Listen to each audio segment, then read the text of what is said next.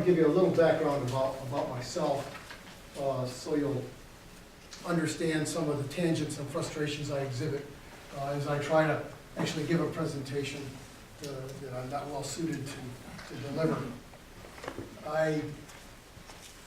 I'm old enough to remember the first Earth Day. In fact, I was in college the first Earth Day, and I was much impressed by this notion of public service.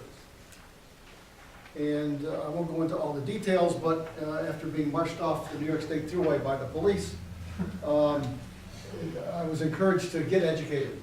And I actually did try to do that.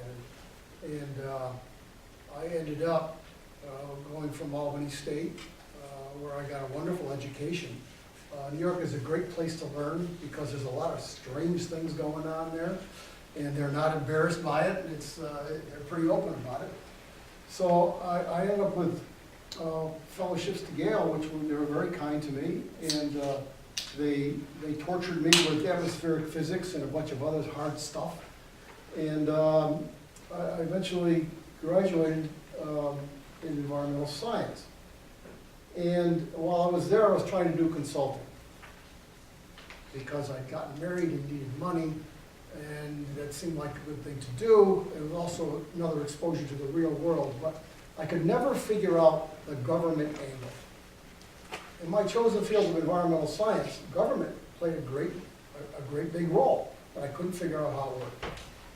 So being trained as a scientist and having this beaten into my head, I decided I should find out about it. I should study it. I should find an example. I should conduct an experiment.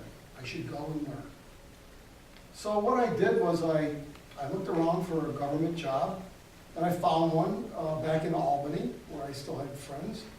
And it was what I considered at the time the largest, most typical, ossified bureaucracy I could possibly find, the New York State Department of Transportation.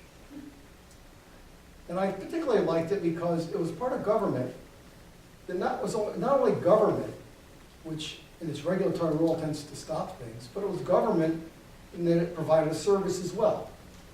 And so I got inserted between the environmental role of government and the transportation role of government. It seemed like a great laboratory. And it was. And for about 20 years, I studied and grew in that laboratory and helped build big projects and help prevent environmental impacts. And we even got to the point where we were trying to do a little bit of environmental stewardship. And then I became a little frustrated because I realized that I was working on projects to nowhere. And it wasn't very satisfying. We were never building them anyway. So I got interested in maintenance. I figured maintenance is where the transportation system touches the environment, because basically the system is mostly built. If you actually run the numbers, you find that we're expanding the national system by something on the order of 0.2% per year. So if you're interested in transportation and the environment, or as transportation touches society, unless you're looking at operations and maintenance, you're kind of missing about 99.8% of what's going on. So in my usual upstate New York manner, I started getting involved in this and bumping into the New York City types. And I got told one day, well, if you're so smart, why don't you run maintenance? I said, is that a job offer? And they said, well, maybe. Does it pay a lot of money? They said, oh, yeah. And I had kids, about 12, 13 years old at the time. And I did see the environmental footprint thing, and I said, all right, I'll do it. Well, this was culture shock for everybody. And so I had to learn about maintenance from the inside. And I had to ask a lot of nosy questions, which were difficult for the maintenance people to answer, because they'd always been led by a maintenance professional that knew the business. I didn't. So I asked things like, okay, so what do we do? Oh, we plow the roads. Okay, I got that. what about the other stuff? Oh, well, we maintain the bridges, we maintain the pavements, we maintain the drainage, and we keep the system from falling apart. All right, how are we doing? Lousy. Well, why is that? And how do we know? Well, we just know. If you're a maintenance lender, you'd understand.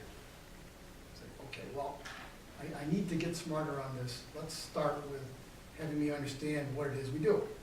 How about showing me the money? Show me the budget. Show me where the money goes. Well, we can't do that. What do you mean you can't do that? Well, you know, it's kind of up to the individual offices to spend money as they think best, and they've been at this a long time. They're maintenance people, and they know what to do. Right. And you just told me the system's falling apart. Well, yeah, it is, but we know what we're doing. Okay.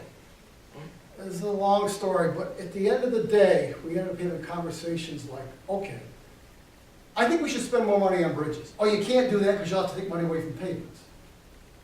Well, I think we should spend more money on pavements too. Well, you can't do that because then we couldn't do any drainage. Without drainage, everything falls apart. Okay. Tell me everything we do. We made a list. We put it on a spreadsheet. Now, tell me how much money goes to each of these things. We can't. You have to. We're going to figure this out. So we did. We had to break out current state. And they said, now that I know what's going on, let's try to figure out how to do better. How much should we be spending on bridges? Oh, well, a lot more. Okay. You have to use numbers. You got to use numbers. You know, you've heard people say you got to use your words. Well, in this business, we got to use our numbers. How many bridges we got? Oh, we know that. Good. How many bridge joints per bridge? Oh, well, it varies. It could be 10. It could be 2. Well, how many about? I'm going to use 4. How about 4? Would 4 be about average? Well, or not. Okay, it's 4. 8,000 bridges times 4 bridge joints is 24,000 bridge joints. How long does it take to fix a bridge joint? Oh, it takes a crew a day. And how often do they do this? Oh, every 10 years. Okay, so 24,000 divided by 10 means we got to be doing, what, 2,000 of these things a year? Oh, yeah. How many are we doing? 100. Oh, okay. I'm beginning to see the problem here. And they said, and so are we. So we continued in that vein, and we reallocated some money. And then people started screaming about how we weren't maintaining the drainage, or we weren't maintaining pavements, and they wanted to know what was going on, and I showed them the list, and what we were doing, and what we weren't doing, and invited them to help me find a better way to do things. Spend more money here, spend more money there, stop doing this, stop doing that. The key was, it was a spreadsheet. The lower right-hand corner didn't change. Well, gee, after a while, it did change. They gave us more money because they could see that the system was falling apart, and they could see why. And suddenly, the maintenance people were happier with me. And then I started to run operations and sort of did the same thing for most of the agency. And I did this for a great 10 years, and then determined that I'd done all I could in New York. And my retirement bell went off, and my wife, in a sweet way, told me that every time you get on that motorcycle, I'm looking at a death benefit. And if you retire, I'm looking at being set for life. Stop being selfish. You've had enough fun in your little postdoc thing. Go get a job. I'm like, well, gee, honey, I love you too. But anyway, as luck would have it, and I'm a very lucky person, Parsons Brinckerhoff approached me and said, we've been watching you. We know what you've been doing. We really think that the industry could use this. And tell us what you want, and just go do it. Well, then I came up with a long list of demands, and they said, okay. I said, oh. And we were away for a while. Anyway, I got a call one day when I was on my 4th day of trying to justify buying tires for the trucks in the DOT fleet. When they said, so are you going to take this job or what? And I said, I'll call you back in 5 minutes. And I said, yes. So then they said, okay, here's our econometricians, here's the problem, you know what to do. go figure it out. So, what I figured out and what I've been doing for the last 3 years is talking about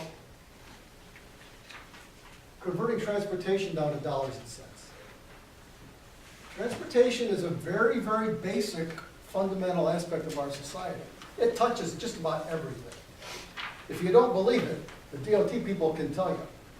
When the ice storm comes, or the fire, or the rain, or the flood, suddenly transportation seems real, real important to the people that are trying to ride to the rescue and fix things. So I always found myself opening the roads for the National Guard to come and take credit for opening the roads, as I recall, but that's another matter. Transportation, very important, very basic, almost universal. Money, very important, very basic, we all kind of understand it. I got a little granddaughter, she's beginning to understand it already, it's kind of frightening. But that's something we can relate to. And at the end of the day, at some point, if anything real is going to happen out in the world, somebody ends up paying somebody to go do it, or buying something to do it. So there's a connection here, and I've been struggling with the connection. So tonight I want to talk a little bit about price, value, and decision making, and how it applies to transportation.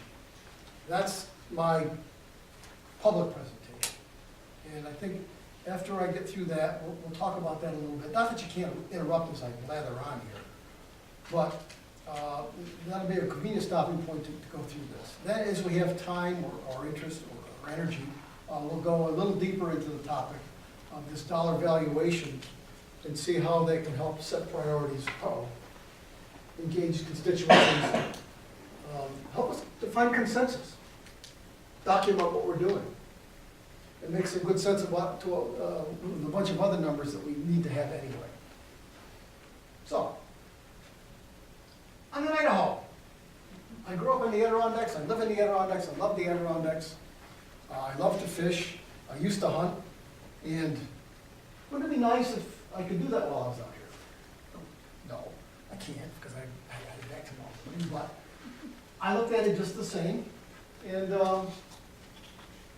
well, it's prices for a fishing license. Okay. I could go hunting and fishing in the season. I could pay $240.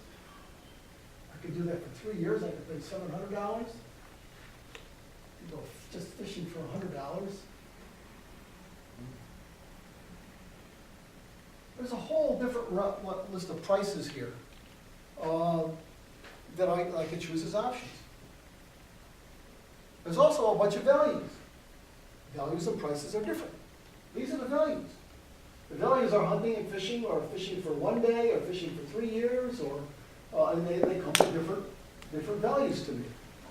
Since I'd only be here 1 day, a 3-year fishing license probably isn't that valuable to me. So, maybe $12.75 would be the way to go. Pretty logical. For me, the value of being able to go fishing for a day is $12.35 will be a pretty good deal.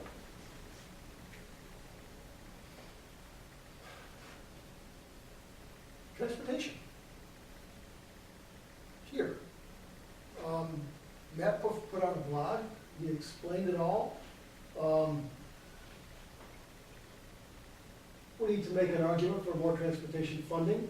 The plan that we're talking about, and is I know is progressing nicely, is a way for doing that. Transportation is a big, big deal.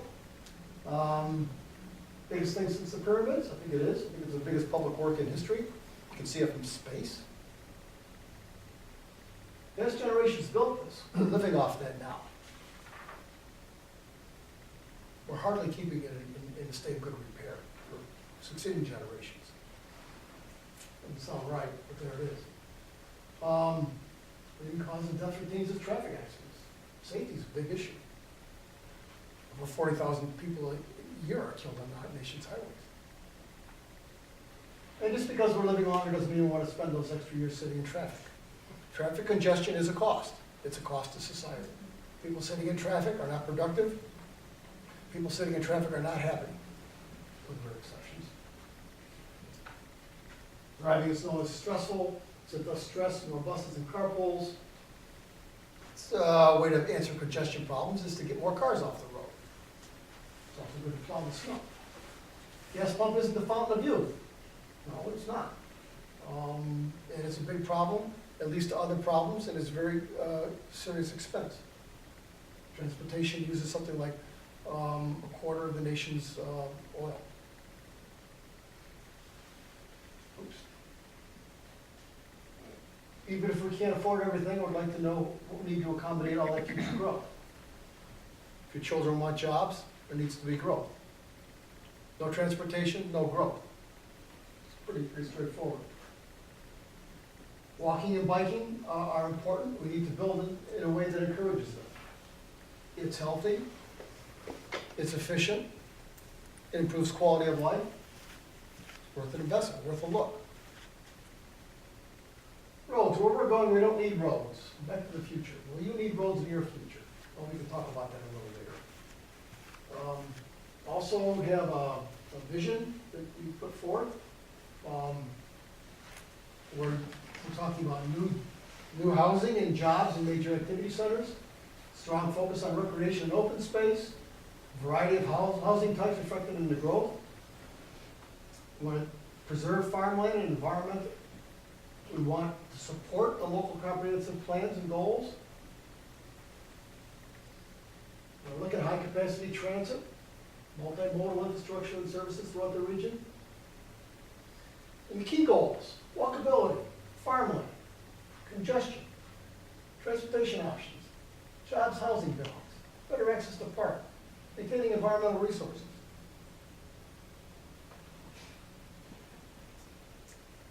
All these things we want to do. It's beginning to sound like my maintenance experience. We want to maintain the pavements, we want to maintain the bridges, we want to maintain the drainage, we want to have aesthetically pleasing roadsides. We haven't got enough money to do half of this, and we're doing a lousy job, and it's all falling apart. Okay, let's dig a little deeper here. Performance measures, yeah, there we go. We'll know how well we're doing in each and every of these particular aspects. Infrastructure, congestion, reliability, freight movement, safety, environmental sustainability, system reliability, land use, housing, community infrastructure, health, economic development, open space, farmland. We can do them all well, do some of them, do none of them. How does this work? Again, back to my maintenance experience. Okay, everything is falling apart. Is it my job to preside over which things are going to fall apart, or what? And how do I explain this to people? Well, goals and performance measures, we were right one against the other. This is very impressive, by the way. I know I sound a little sarcastic, and it's relating back to my New York State experience.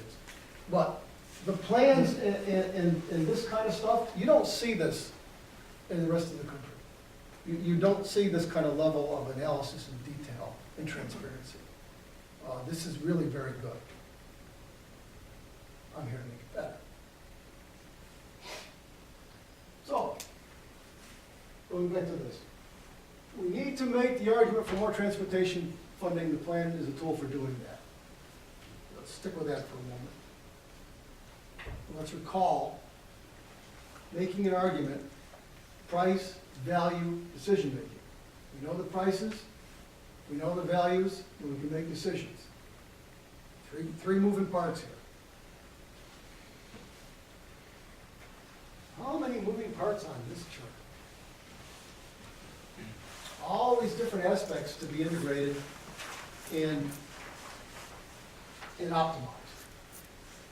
All those various metrics, there's probably 30 of them on that page. How to make decisions.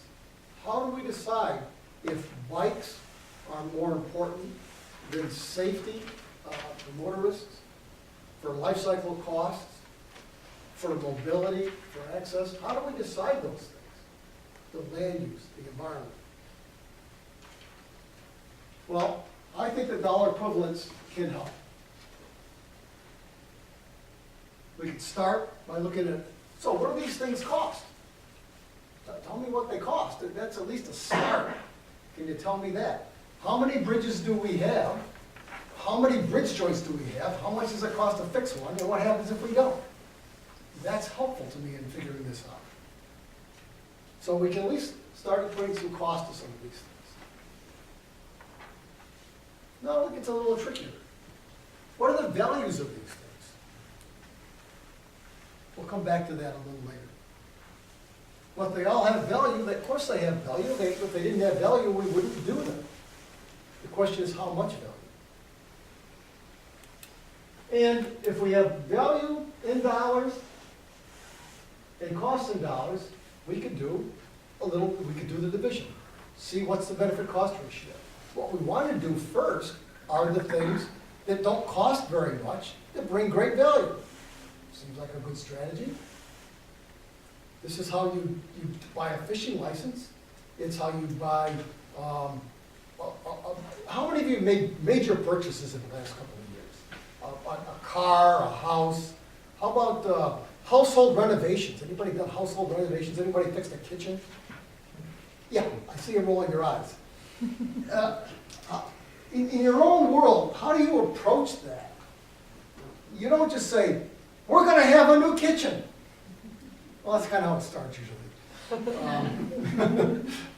But soon you find yourself on the back of an envelope saying, well, if we got to move the sink, we got to do the plumbing. Ka-ching, ka-ching, ka-ching. And if we're going to move the plumbing, we're going to get into the wall, and we're going to have to tear up the floor, and we're going to have to do something with the wiring. And, I think the sink is good right where it is. And you figured it out using dollars and cents. You didn't even begin to start this project until you kind of thought through that a little bit. And determined kind of, okay, well, what's the values? I mean, we want it to look nicer.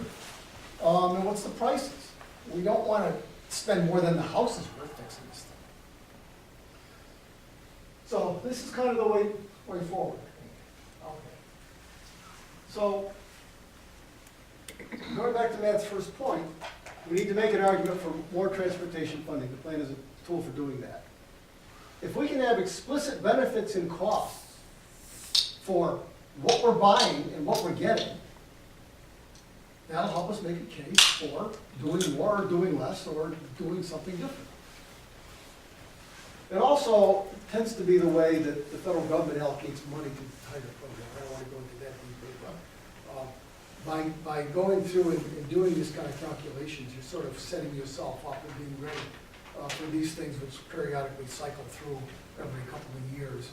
And there's often serious competition for them. We talked about future generations.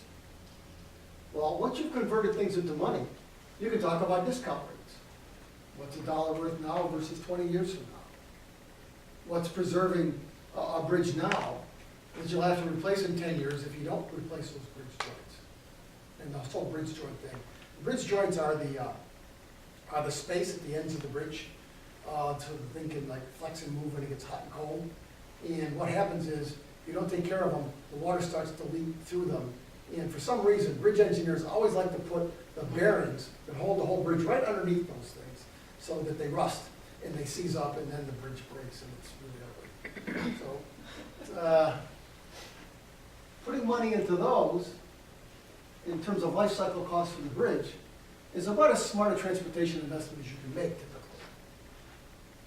Because for a crew's time and a little bit of rubber and a little bit of concrete, you can preserve a bridge for 50 years or 100 years that might have otherwise lasted 30. That's a pretty good deal. Crashes versus other investments. Safety.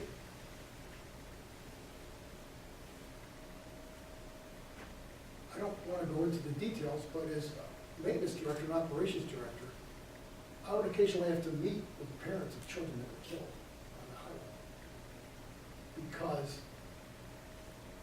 they needed to blame someone. And these meetings were always very difficult.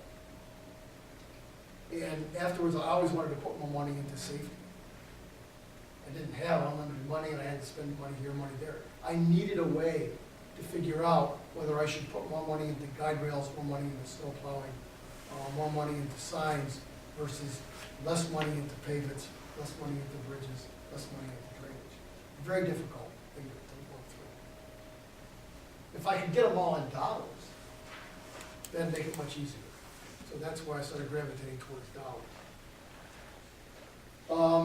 Congestion. Congestion's a problem. John and I were talking about that on the way over here. A lot of money gets spent in this country building new capacity to reduce congestion by a few minutes or a few hours. If it's a few minutes or a few hours, it makes a difference. And you can run the calculations. And you can see, okay, we spend $1 million here, perhaps retiming the signal lights. The guy who drove me to my hotel last night was talking about the signal lights. The signal lights aren't timed. We have to stop at every damn light. Why can't they fix that? And I'm like, well. But an investment in signal lights to reduce congestion, you can do the math. There are standard numbers that are available to tell you, an hour of delay in traffic is worth $12.50 or $22.20 if you're working. These numbers are, they're numbers. A place to start. So if you can save 1,000 people an hour apiece, that's $12,000 you can put in fixing the traffic signals that come out of it. So that's the kind of thing you want to be able to do. And this will help you prioritize whether you're going to put money into snow plowing, put money into traffic lights, put money into safety, put money into bridges. And energy savings is important. Energy savings are easy to calculate. You know how much it costs per gallon. How many gallons are we going to save? The other thing about this approach is that you know who's saving what. If the DOT is putting money into bridge joints, they're saving their maintenance money and ultimately their capital money that the taxpayers are giving them to maintain the system. Now, if we're talking about energy savings, the DOT doesn't see that one. That accrues directly to the citizens. Congestion costs and delays, that's the citizens. So you've got to begin to think about who am I interested in saving money and or serving. So you need to kind of decide, is this about having the DOT spend less money? Or is this about providing more value to the overall society? My own bias is that the reason we have transportation in the first place and DOTs in the first place is to serve society. We have these roads because people need to use them. So having them use them and get more value out of them is a good thing. Now, sometimes you first survive and then you prosper. That was something we said in New York a lot. But, speaking of which, there's over 1 million people here. There's a quality of life aspect. Again, transportation touches everything. Transportation involves the aesthetics, it involves property values, it involves the economy, it involves jobs, it involves a lot of things. It touches most everything. Can't afford everything. I want to know how to accommodate the growth. Well, if you want to know how to afford things, make a business case. Decide how far your money's going to go. Draw a line when you run out, and then put that out for others to see and to help you figure out if you got your priorities right. Once you get into the specifics, the conversation becomes much richer than you're nasty people doing evil things and I want you all to die, which is kind of the New York approach. Here, hopefully, you have a more enlightened dialogue, but if you can get it down to the facts, it tends to go better. Walking and biking are important. We need to build in a way to encourage them. I was talking just this evening with folks that are trying to do just that very thing. And I think the idea of having a level, fair, open, honest, transparent playing field where everybody brings in, this is the value, So, roads, where we're going, we don't need roads. I'm not sure if this was tongue in cheek or in jest, but I think we're gonna need roads for a while, anyway. And money is usually a good way to look at things. If you're gonna do something, first make a plan. And if you wanna learn something, be it about maintenance or operations or the local community, follow money. It really is very helpful. So that's my basic picture about price, value, and decision-making and how it applies to transportation. And I've talked for a while here without taking a breath. Questions, comments, ideas, concerns? Elaine, you must have something. Sure. Help me out here. I'll start it off. I always do that. So, when you're valuing very different things, even if you get to a benefit cost on them, how do you do the comparable? So say you're valuing the price of adding lane mile to reduce congestion versus redoing the way that a particular roadway is configured so that it serves all users better and has, both better environmental qualities and aesthetics. The idea is that you've reduced the question to a scale. What the hell does that mean, Gary? Okay. By doing the benefit cost analysis for the adding a lane, for example. Okay, so we added a lane, it cost $100,000, and we've saved 10,000 people an hour apiece. We've saved 10,000 hours of congestion time at $12.50 an hour. It's, okay, so it's a little bit more of a benefit than it is a cost. The benefit cost ratio is like 1.2. We went over here and reconfigured this intersection so as to allow sidewalks, bike paths. It's more aesthetically pleasing. A lot more people are using it, and the traffic flow is about the same. So we look at it and say, is it an improvement? Well, there is a safety improvement here. Oh, okay, well, how many accidents do we think we saved? Well, probably not that many, maybe one every 5 years. Well, a fatality, according to the US government, costs society $9.02 million. So if you save one every 5 years, you save $2 million right there. For somebody, for society. Meantime, all these people that are walking and biking, how many of them? What's it worth to each of them? And what did it do for local property value? These are things that you can at least put on the table and say, these are the values that this project brings, and this is what it cost. And depending upon how many of these values you want to count, and how precise you want to be at it, maybe this has got a benefit cost ratio of 3. So in terms of providing value to society for its expense, that's a better investment. And we can argue, well, it may be a better investment for some of these people, the people that are seeing the property value increases, and the people that are walking and biking, but in terms of motorist convenience, throughput, it's not as good. Good, now we're having a conversation, and now we're talking about total value and net value to the various constituencies. And I think you have a better conversation now. Well, we should put in a ramp because it's a better thing. I'm hoping this is making some sense. See a few heads go up and down, a few people smile. I hope they're smiling, not smirks. Other questions? Comments? Yeah. Well, I think I know the answer to this, but I'm going to ask anyway. You're pulling a lot of numbers out, like what the value of life is worth and things like that. Where does your ordinary citizen get that kind of data that, for example, a city council person would respect and would see as authentic information? That's a wonderful question. Thank you for asking it. I'll get into that in a few minutes here. Let me give you a brief response now. There are numbers which have been enshrined in federal statute that tell you the value of a human life. Because when the federal government decides whether it's gonna pay for something or not, they have to have some sort of guidance and standards.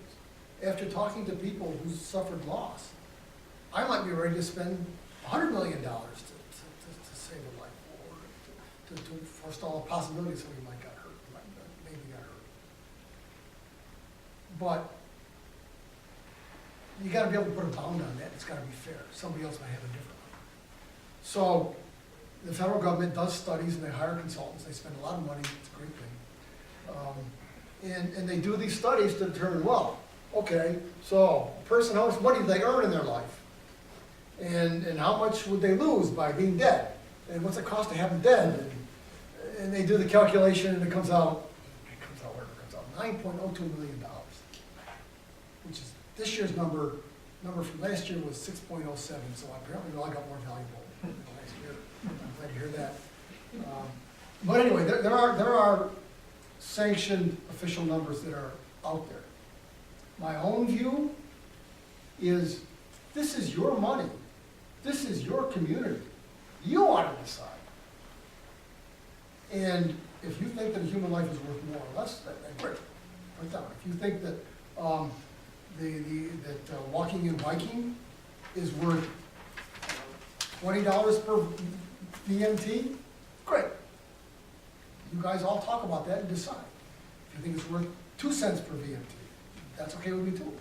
But this is the kind of conversation you can have as a community, so that you all at least are on the same page of knowing what the values are, so that you can decide how to allocate your funds and how to go at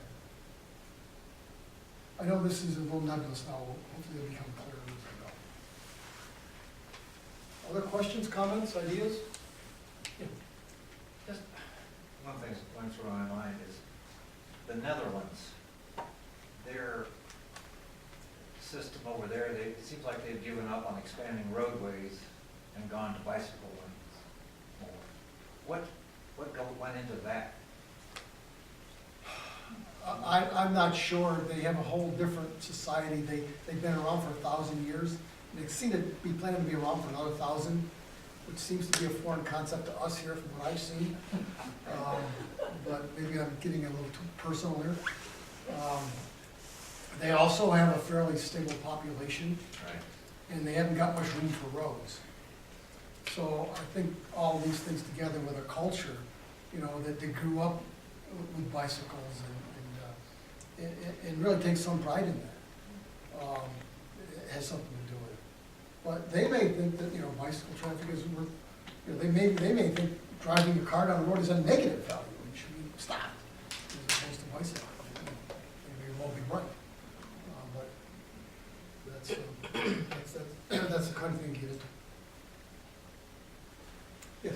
Kind of in the same vein as the value of a life, what's your experience with the value of wildlife? As far as operations, you have carcass removal, you have accident, prevention, just strictly the value of wildlife itself. That's something the DOT we're working with Fish and Game on, trying to put a value to that. Yep. And then how do we pitch that to an operations engineer or a district engineer to say, hey, it's worth putting money into this overpass or this 8-foot fence to avoid the collision? A lot of moving parts in that one, and they're good moving parts. I remember I was the environmental guy for DOT for 20 years, and I was the maintenance guy. And the maintenance guys who came in and said, "Hey, we got these newt things. They're splattered all over the road, and people are, what?" And it's like, what? Apparently, in the spring, near Oneonta, New York, there's this one place where these newts cross the road, and they cross the road almost every day.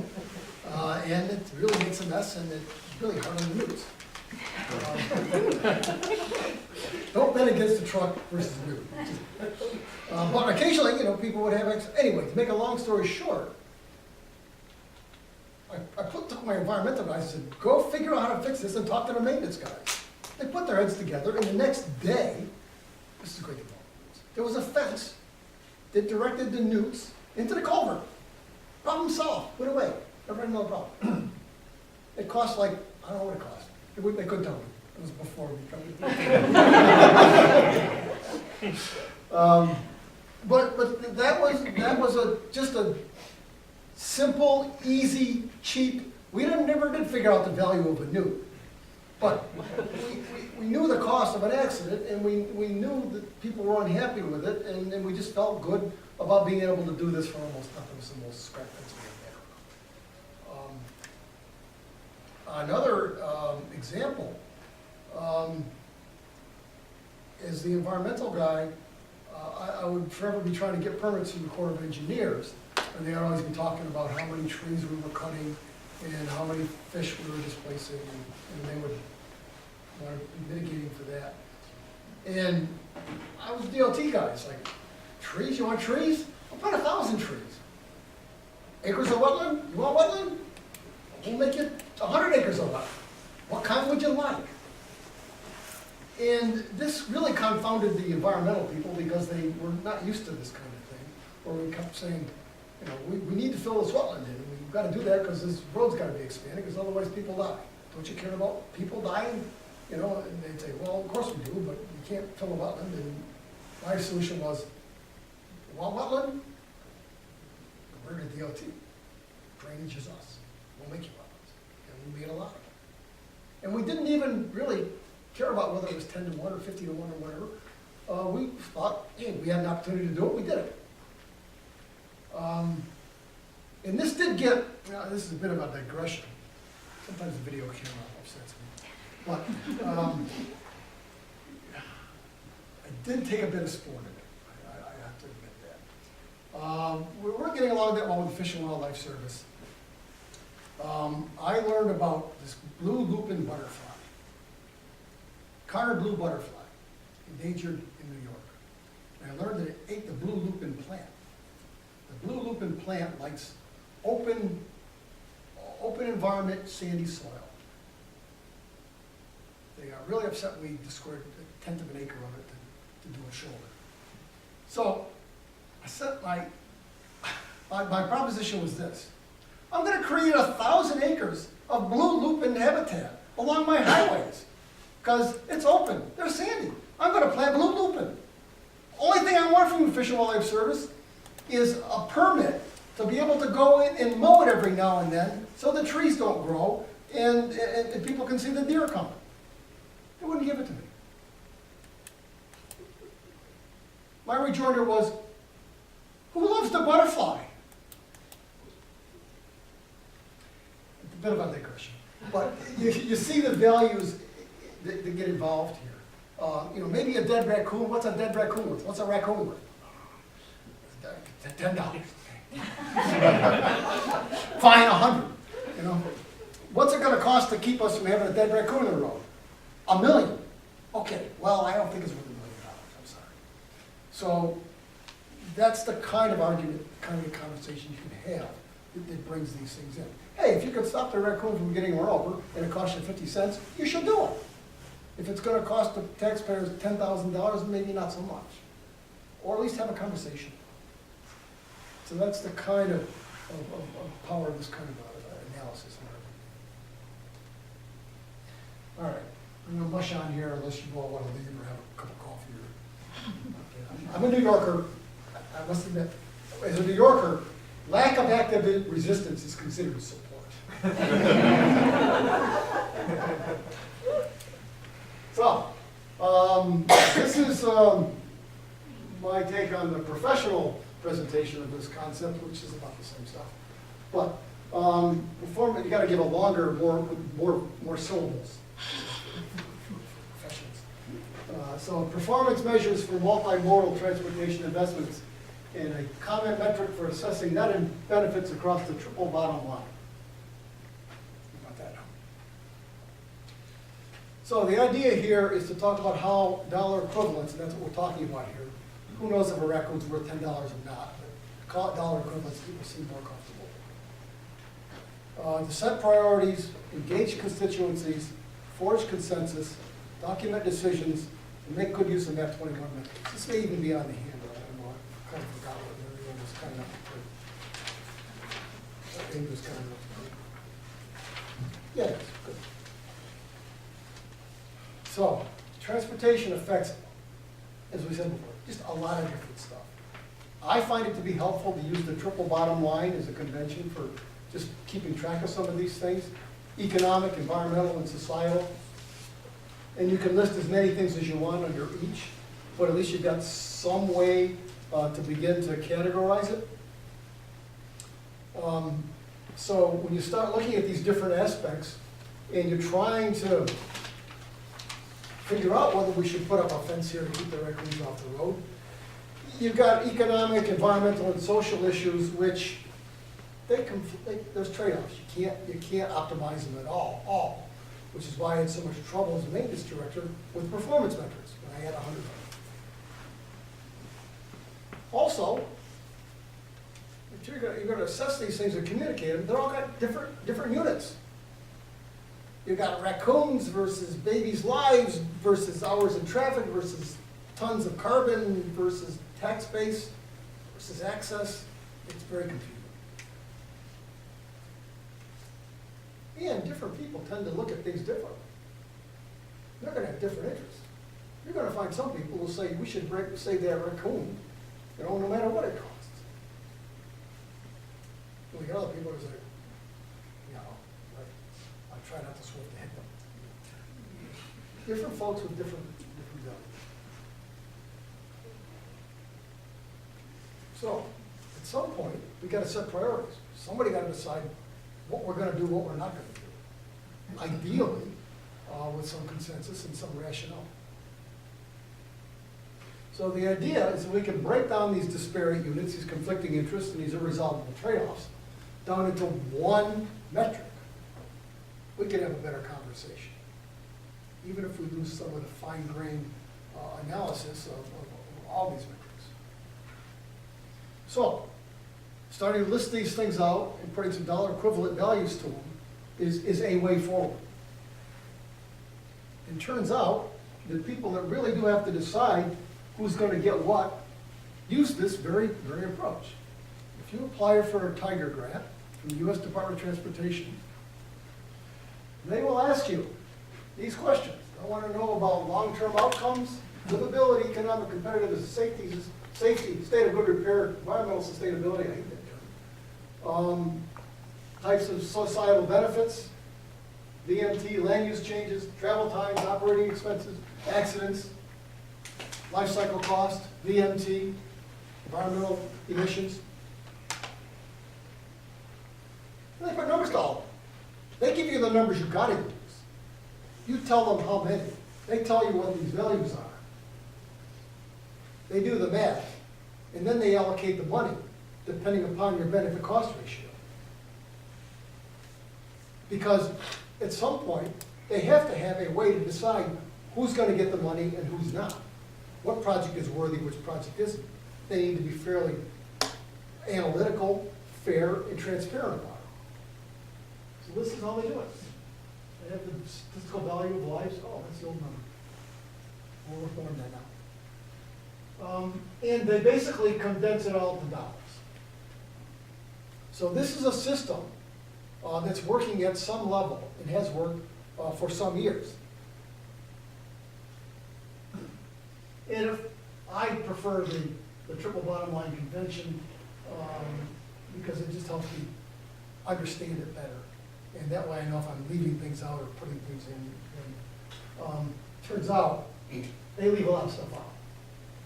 They leave out things like consumer benefits, commerce, noise, hydrology, water quality, habitat. They leave habitat out. They leave health out, cohesion, livability, aesthetics. These things are all left out.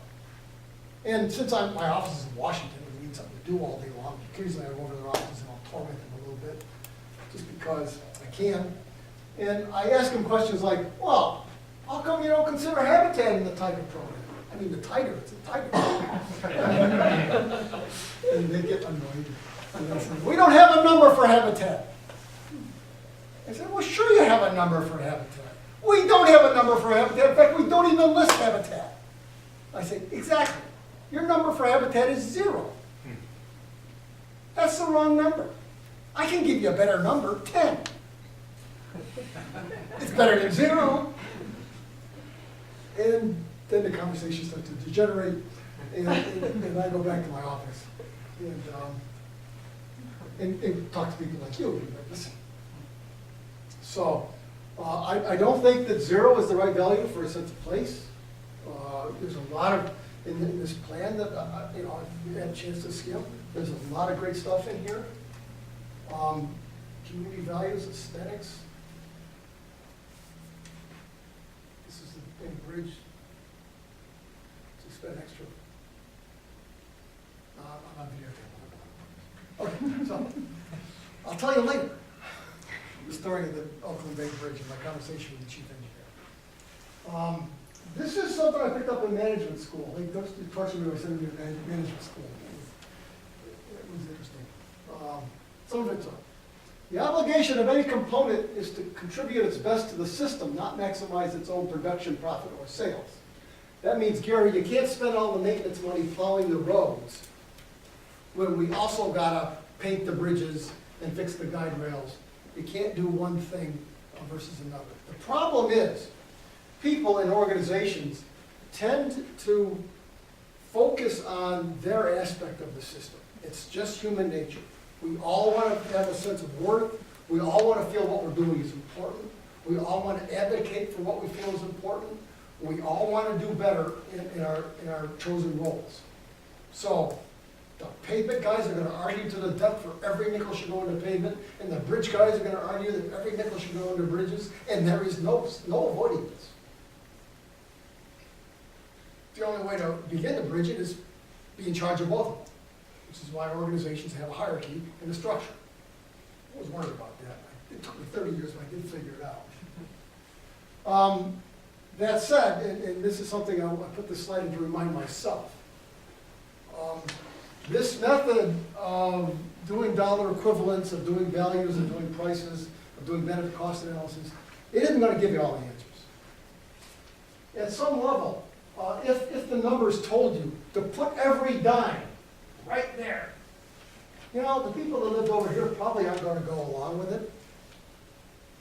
And so you've got to have the conversation. And you've got to have the cards on the table, and you've got to have facts, and you've got to have communication. So this is no substitute for that. But with all the good work that's already been done as far as arraying some of the goals and performance measures, and the goal against the goals, a lot of the units you've already got, costs, you know a lot of those, or you will. All you need now is some consensus values, and you can begin to have a better conversation about, well, which of these things should we be doing? More of, less of? And I think you can do it. And then you've got a more informed process. And you can talk about what's good for the entire area, what's good for a portion of the area, what's good for a particular aspect of the area, be it the economy, the environment, and you can have a better conversation. This can also help you engage your constituencies. Out there someplace there are raccoon owners, okay? So they need to know what you're doing for the raccoons. So things like aesthetics and community values. These are things that you shouldn't get out of a book. You should get that from your own constituencies and your citizens. You should find out what they think. I can give you references and stuff, and give you a place to start. These should reflect community values. And just go back to the bridge for a moment. This bridge looks a lot nicer than the original bridge. It cost a whole lot more. And at some point, wittingly or unwittingly, if you're going to spend the extra money to have a nice looking bridge, somebody has decided that the money that it cost to have a nicer looking bridge was the value. So it's kind of like, all right, well, so what's a fishing license really cost? Well, hunting and fishing is $240 and fishing is $100, so I guess hunting is worth $140. You get these remainders. If you decide to put in a ramp to reduce congestion and you spend $10 million, you've decided it was worth $10 million to reduce the congestion. You may not have been totally cognizant of that as you did it, but that's what you're doing. There are all kinds of elaborate ways to determine valuations. I've got a whole bunch of PhD economist types that bore me to tears with this stuff. And I upset them greatly by saying, let's just go ask the people what they think.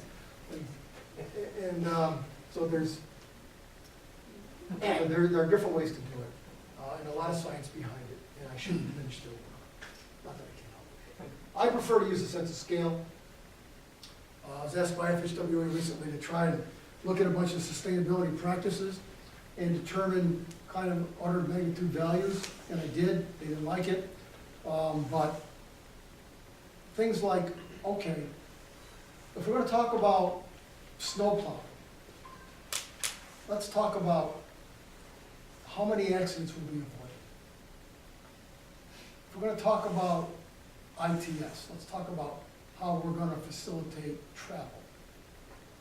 In both these cases, we're talking about, okay, what's the total VMT you got during the winter around the system? And might you affect it by a few percent by doing these things? Yeah, okay. So in New York, I used to have a trillion miles travel. A trillion miles travel is a lot of miles. 50 cents a mile, that's $500 billion. $500 billion times 1%, that's a big number. That big number divided by a small number for ITS or something looks like a pretty good investment. Somehow I could never quite carry the day with that argument, but that's the kind of thing we're talking about, order of magnitude, sense of scale. Community inputs, I think this is the way to go. And I don't think we need to focus on just the most likely values. Some people are going to ascribe the value of a raccoon's life as a pretty low number. Others are going to put it as a pretty high number. You can fit distributions to do this and do things like Monte Carlo simulation. I got a question about that the other day from my firm. I finally found something I could do. They wanted to know if I had any expertise in Monte Carlo simulation. And I said, yes. They said, when was that? I said, I did it on punch cards. Anyway, I had to find billable hours someplace else. So, forging consensus. Get this down into single units. Talk about the units.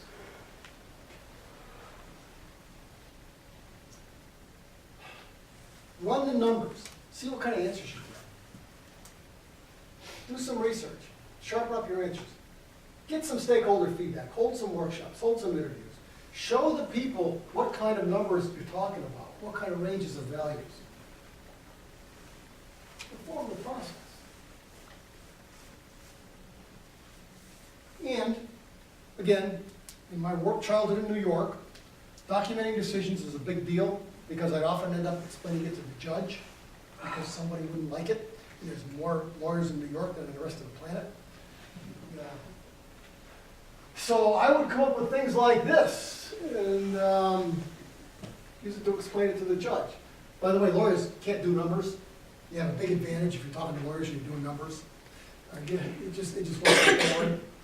But this is a kind of a sustainable return on investment and maintenance. Going back to my favorite bridges, bridge cleaning, bridge painting, bridge sealing, deck treatment. Give me your cycle time in years. Tell me how many times, how many of these per year you got to do. I can whack up the money. But I also want to know about, this will give me life cycle cost savings. Okay, that's good. That's very standard, straightforward stuff. You never have time to do all the numbers, I know. But you could also look at things like air quality, water quality, habitat. You're sending guys out to look at the bridges anyway. And gee, maybe they ought to take a look over the side and see how the stream is doing, see how the stream bed is moving, see how things are, see if there's any habitat values that could be enhanced there. Things like safety, access. Gee, every bridge is a possibility for stream access, livability. These also, the values aren't zero. And you can begin to see what practices you should also invest in from that aspect. You can look at your program this way. You can look at the economic cost of the agency, the savings to the agency over life cycle costs. Sooner or later, you're going to have to fix that bridge or replace it. Benefits to the region, mobility, jobs, environmental benefits like emissions. You can add them up. You can and get totals. You can show the value of your program. You can show the value of components of your program. You could even rank your projects this way. Again, I'd love to draw that line, saying, okay, I ran out of money here. Tell me what, you want something from here, up here? Tell me which of these to drop, and I'll tell you what it's gonna cost you, in terms of the benefits that you are gonna get. Reflecting the community values. When I went to court, I wanted to be able to say, the value of that raccoon was this, or the value of the tree was that, or Your Honor, we replaced 100 trees for every one we cut. I would love to be able to say, we vetted this with the community. The community told us these were the values. We're their servants. That's what we're doing.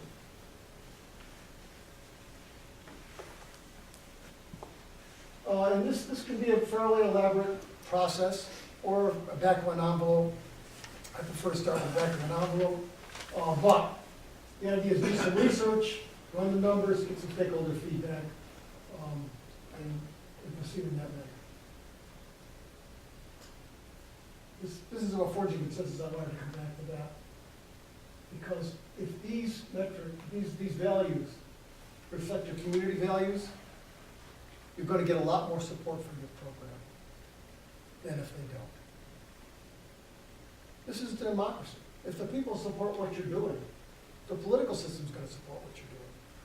And if they like what you're doing and you can show the values, chances are they're going to want more of it, not less of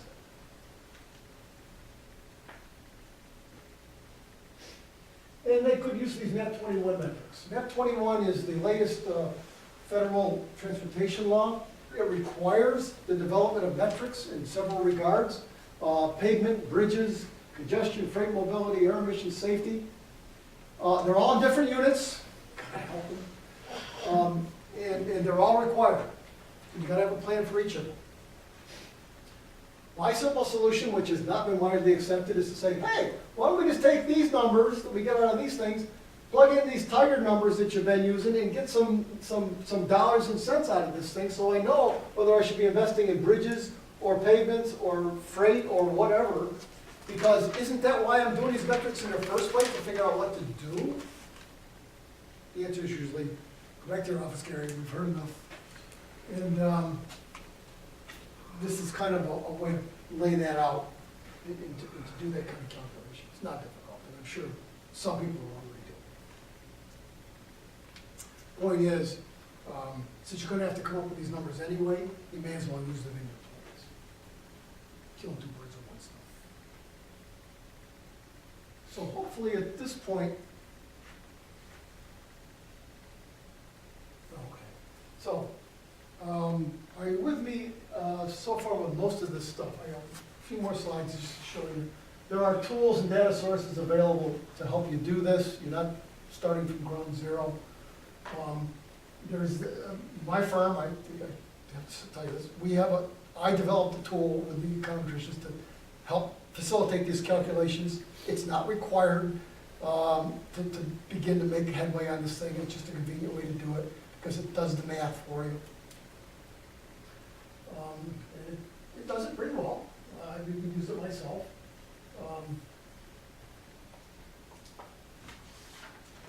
And that's what I had to tell you tonight. And it took longer than I thought. But Elaine, you knew it would.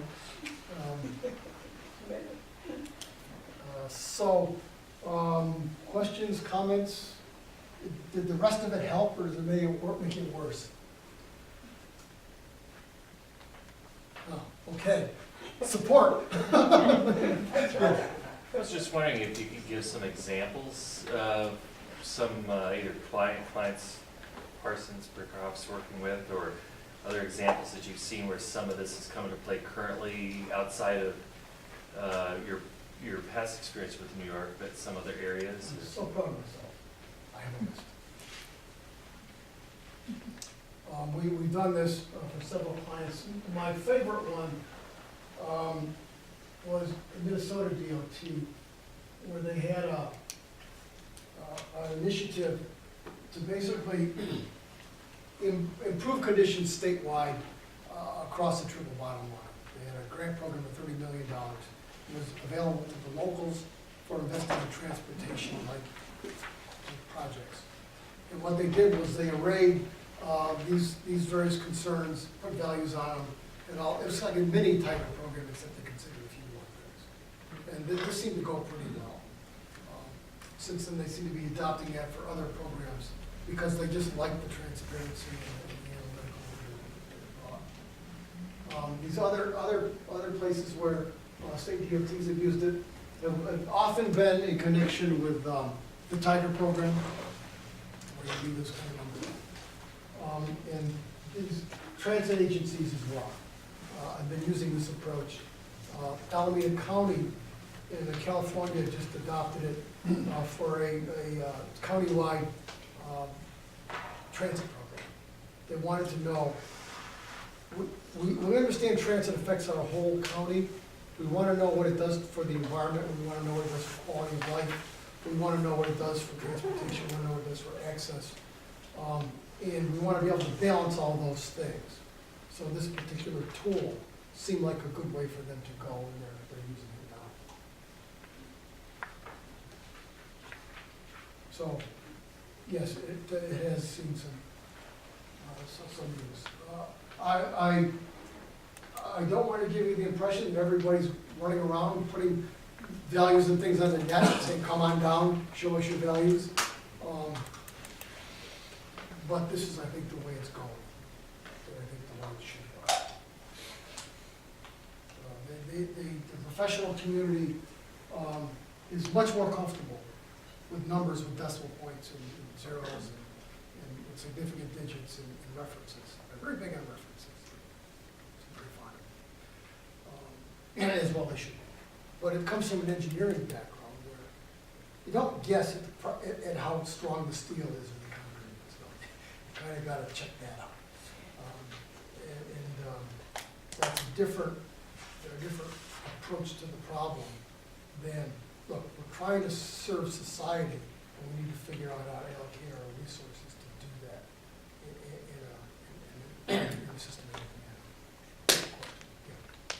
So something that you said that is fairly different from how you tend to approach things here was more the order of the process. You tend to start with big public process and gather values, perceptions there. And what I heard you say is really get your facts behind you first, take that to them. And what I like about that, first of all, I want to ask if that's what I heard you say, and what seems to make sense in that, when you just ask someone if they care about raccoons, most people don't hate raccoons. So they'll say, well, sure, we want to hit raccoons by cars. But if you can say, well, to save the raccoon, is it worth this much to save the raccoon? Then you're forcing the public to really analyze their own values. Yes. Rather than just generically say, well, yeah, we want better quality of life. That's easy to say. Exactly. I think you really hit on it. And I'm not sure what I said, and I'm not sure if you understood what I meant to say versus what I said. I don't think there's a strict order here. I think it's a little easier for folks to get their heads around a specific question and give them some example numbers than just to say, let's make the world a better place. Or do you want more mobility? If you can say, how much is 5 minutes delay in traffic worth to you? How much is, having bare pavements an hour sooner worth to you?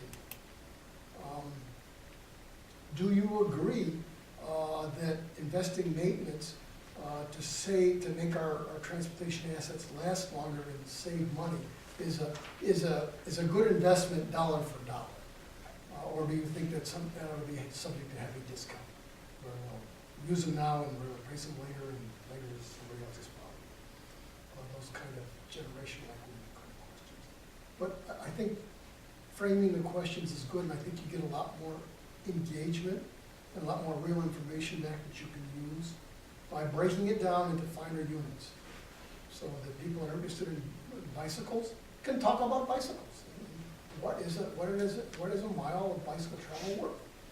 And there are studies that you can show that they're healthier, you know, and the health costs are reduced. There are values to show that emissions are reduced, and the mobility is worth something, you can add up those numbers. But those are kind of numbers for a reference, and they may or may not reflect local values. Others? Jack, you were full of questions in the car. And I couldn't answer them, so I asked those.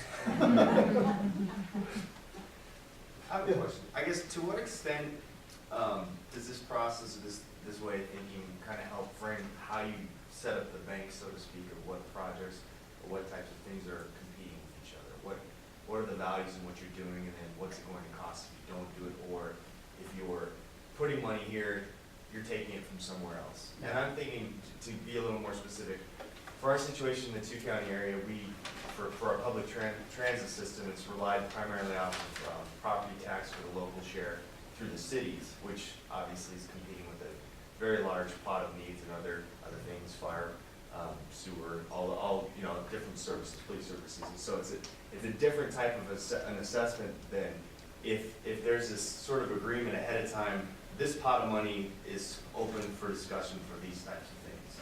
I think it frames it differently. Have you had experience? Yeah, I have, and you see this a lot, at least in New York DOT, and I suspect in others, where we allocate 1/3 for pavements, 1/3 for bridges, and 1/3 for something else. And that's what we've always done. And within that 1/3, they goes to great lengths to optimize it, and there are many calculations and decimal places, and yet the 1/3 came from. In your situation with, I think if you look at transit versus highways versus bike ped, versus safety, you can do those numbers, and I think that's pretty straightforward. Now you get into transit versus healthcare versus education, that's a tough. But I think having your own house in order sets a good example. And I think being able to say, well, $1 invested in transit brings back $5, and here's why: because people get the jobs, people get the healthcare, and without that, nothing happens. Whereas, and I've seen other numbers in other fields, like, early childhood learning increases somebody's salary over the life of their career by so much money, so that's worth something. Having somebody go to college instead of prison, that's another thing. You see these numbers, and I'm not an expert in these, but I think it helps the discussion. And you get beyond we should do this because it's good. Of course we should, but that means we're not going to do something else, and that's probably bad. And that's the part that's harder to engage in a public conversation. And that's the part where people who haven't had to live with a spreadsheet, where that lower right-hand corner doesn't change, and not everybody's going to be happy. It's very easy to say, my stuff is important, we should do that. And then you feel like I did my job of helping with my concern. The other parts are kind of invisible to me, I don't understand them, I don't appreciate it. So it's a way to keep everybody honest and really have the conversation. Otherwise, you tend to get left out. And the political system tends to gravitate towards what was in the paper this morning. Have a bridge fall down, you find yourself hit the bridge one. Have a fire break out, somebody in the fire department gets in the truck. We can't avoid that stuff. But to be a little more thoughtful and analytical is probably a good thing to do.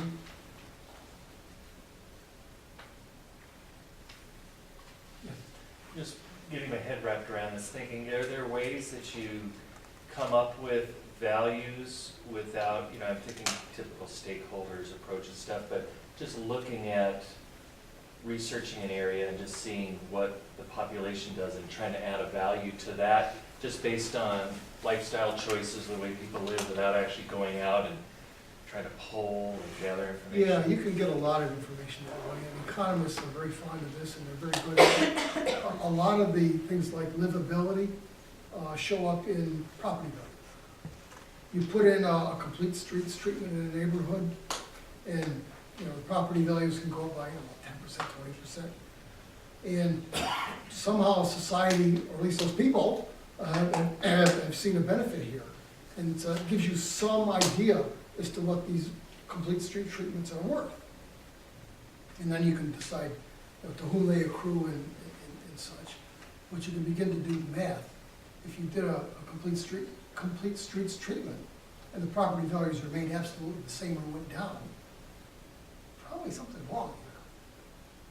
So you can do that research, and it should be done.